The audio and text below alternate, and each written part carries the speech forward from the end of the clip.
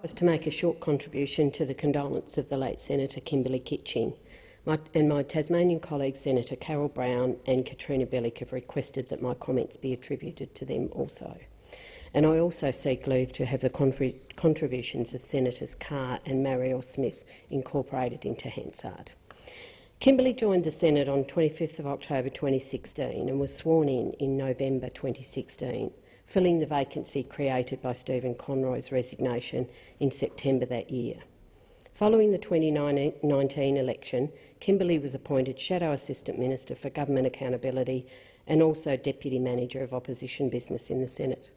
I was elected Opposition Whip following the 2016 double dissolution election, and it was in this role that I got to know Kimberly.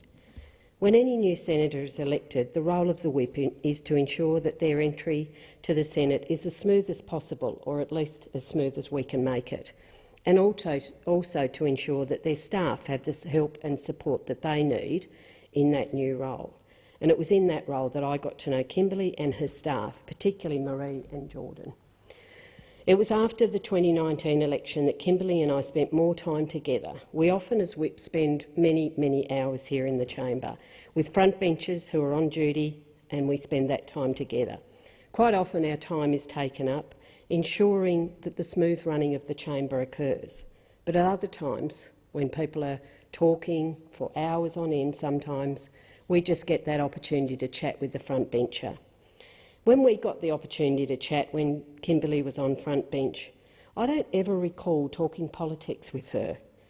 We had many conversations. They were mostly about our pets, swapping photos of her dogs, Ronnie and Nancy Jane, and my cats, Sam and Eddie. And we talked for a very long time about them, laughing about their antics and also about how much we spoilt them. We chatted about our families. And in the last sitting in 2021, we talked about visiting our respective families on the Sunshine Coast and how we were both looking forward very much to visiting them over the Christmas-New Year break, particularly given the lockdowns and the length of time that we've been able to catch up with our families. We joked about being on the Sunshine Coast at around the same time and maybe catching up for a coffee. Of course, we didn't get to do that. Our time was full with our grandchildren and family, and I'm sure that Kimberly's time with her family was the same. During the lockdowns in Victoria, I would often call on the Victorian senators to check if they were going okay. Again, the chats Kimberly and I had were long.